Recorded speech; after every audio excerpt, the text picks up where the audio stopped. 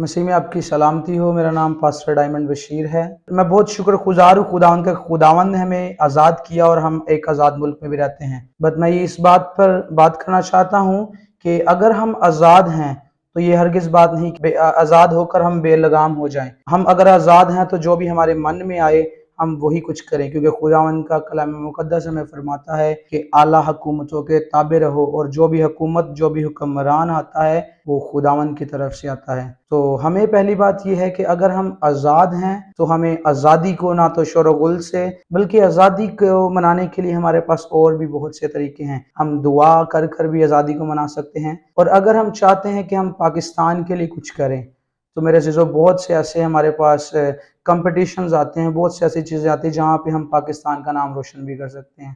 آج کل آپ دیکھیں گے آزادی منانے کے لیے بہت سے نوجوان لوگ گلیوں پہ، سڑکوں پہ، بائکوں پہ نکلیں گے، بائک موڈیفائی کروائی ہوں گی، بڑے بڑے باجے ان کے پاس ہوں گے، اور وہ دوسروں کو تنگ بھی کرتے ہیں۔ اور یہ لبرٹی، آزادی چوک، آپ یہاں پہ جا کر دیکھیے گا کہ وہاں پہ بہت شور اور بہت زیادہ آپ کہہ لیں کہ وہاں پہ عوام ہوگی، اکٹھا ہوگی۔ تو میری یہ گزارش آپ سے ہے کہ ہم آزادی کو منانے کے اور بھی طریقوں کو دیکھ سکتے ہیں۔ ہم دعا کر سکتے ہیں کہ خداوند آپ کا شکر ہے کہ آپ نے ہمیں آزاد کیا، اور بہت سی قربانیوں سے، ہمارے جو لیڈرز تھے ان کی قربانیوں سے آج ہم یہاں پر ہیں اور ہم آزاد ہیں۔ تو میری بات پر غور کیجئے گا، اور اپنے بیسیکلی بچوں پر بھی آپ دھیان دیں کہ وہ اس آزادی میں نقصان ان کا نہ ہو پائے۔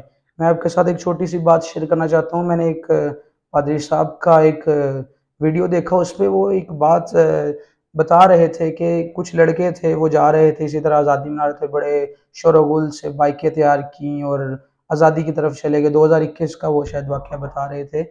تو وہاں پہ وہ یہ چیز بتا رہے تھے کہ وہ لڑکا بہت ہی زیادہ آپ کہہ لیں کہ بائک چلا رہا ہے، تیز چلا رہا ہے، اور کافی دوست تھے اس کے ارد گرد۔ تو ایسا ہوتا ہے کہ اچانک جنگلہ آتا ہے اور جنگلے کے ساتھ لگ کر اس لڑکے کی موت ہو جاتی ہے، اور اس لاش کو جب لے کے اس کے گھر والوں کے پاس جایا جاتا ہے میرے عزیزو، تو اس گھر میں ماتم جیسا ماحول بن جاتا ہے۔ اور کوئی کہتا ہے کہ اس لڑکے نے شراب پی ہوگی، کوئی کہتا ہے اس لڑکے نے نشہ کیا ہوگا، حالانکہ وہ اس کی بہترین وجہ نہیں جاننا چاہتے تھے، اس کی وہ وجہ نہیں جاننا چاہتے تھے کہ جس کے ساتھ اس کا وہ حادثہ پیش آیا، کیا کہ دوستی یاری۔ وہ اتنی آگے تک پہنچ گئے کہ وہ آزادی میں اتنا دھندلا ہو گئے، وہ شور و غل میں اتنا آگے چلے گئے کہ ان کو پتہ ہی نہیں چلا۔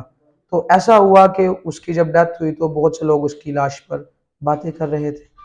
تو میں یہ آپ سے گزارش کرنا چاہتا ہوں کہ یہ آزادی جو ہے آپ اپنے بچوں کے ساتھ مل کر منائیں، اور یکجا ہو کر منائیں، اور پاکستان کے لیے اگر کچھ کرنا چاہتے ہیں تو آپ اپنے لیے دعا کریں، پاکستان کے لیے دعا کریں۔ اور میرا یہ ماننا ہے کہ پاکستان جو ہے اس ٹائم دعاؤں کے وسیلہ سے ہی چل رہا ہے۔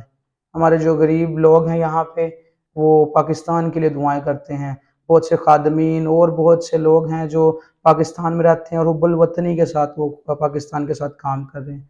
تو مہربانی سے آپ سے گزارش ہے کہ آج کی یہ جو ویڈیو سے آگے تک آپ ضرور بھیجیے گا، تاکہ بہت سے لوگ جو ایسے کام کر رہے ہیں جن کے اولاد جو ہے وہ باہر جا کر حادثے کا شکار ہو سکتی ہیں، آپ ان سے اپنی جانوں کو بچانے والے بن سکیں۔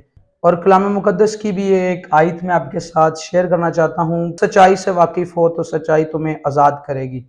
یہ کلام مقدس کی آیت ہے، اور یہ آیت میں یہ لکھا گیا کہ اگر ہم سچائی پر چلیں گے، اگر ہم سچے مسیحی ہیں، سچے پاکستانی ہیں، تو یہ بات یاد رکھے گا ہمارا تب ہی یقین خداوند پر ہوگا۔ اگر ہم سچے حب الوطن ہیں تو اس کا مطلب ہے کہ ہم اپنے ایمان پر بھی سچے ہیں۔ تو یہ بات یاد رکھیے گا کہ اگر آپ اپنے وطن کے ساتھ پیار کرتے ہیں تو آپ اپنے مذہب، آپ اپنی قوم کے ساتھ بھی پیار کریں گے۔ تو پاکستان زندہ باد، پاکستان پائندہ باد، آپ سب کی سلامتی ہو، اور پاکستان کو اس کے 76 سال مبارک ہوں۔ God bless you.